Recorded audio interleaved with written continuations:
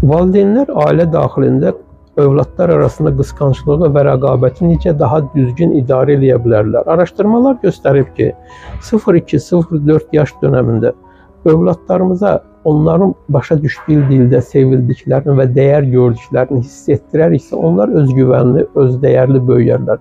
Özgüvənli və özdəyərli böyüyən böyük övlad bir qayda olaraq kiçik bacı qardaşına qarşı çox diqqətli olur və onlara himayə edə bilir. Araşdırmalar göstərib ki, hansı yaşda ikinci övlad dünyaya gətirmək daha əhəmiyyətli, daha uyğun ola bilər. 0-2 yaş dövründə övladımıza bağlanma dövrüdür, anaya bağlanma dövrüdür. 2-4 yaş anadan müstəqilləşmə, ayrılma dövrüdür, ruhsal doğuş dövrüdür. 4 yaşından sonra övladlarımız küçəyə çıxmaq istəyirlər, həyətə çıxmaq istəyirlər, oynamaq istəyirlər, dostlaşmaq istəyirlər, yoldaş qruplarına daxil olmaq istəyirlər və eyni zamanda bacı qardaş istəyirlər.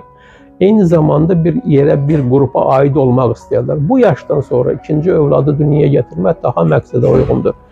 İkinci övladı dünyaya gətirməmişdən qabaq birinci övladla söhbət içərisində olmaq daha məqsəd uyğundur.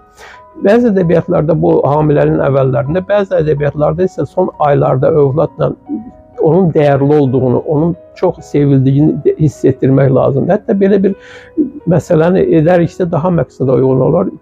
Birinci övlad dünyaya gələndə onun şəkillərini çəkmək, videosunu çəkmək, evə necə gəldi, qonaqlar necə onu qarşıladı, ona necə sevildi, yaddaşda əks etdirəriksə fotolar, şəkillər, videolar vasitəsilə irəliyə doğru ikinci övlad gələndə bunları ona göstərərik və deyərik ki, sən də belə gəlmişsən, səni də belə sevmişik, sənə də belə dəyər vermişik.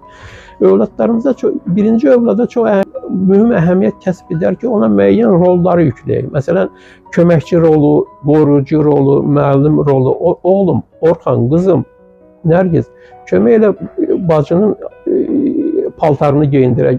Oğlum, qızım, yerdəki oyuncaqları yığ, bacın yıxılmasın, əzilməsin. Oğlum, qızım, kömək elə bacını geyindirək və s. belə rollar yükləməklə biz birinci övladı daha məsuliyyətli, daha özgüvənli böyüdə bilərik. Övladlar arasında qısqanclıqla bağlı, rəqabətlə bağlı daha geniş məlumatı Xoşbəxt Uşaqlar Böyüdək Nə Etmək kitabından əldə edə bilərsiniz.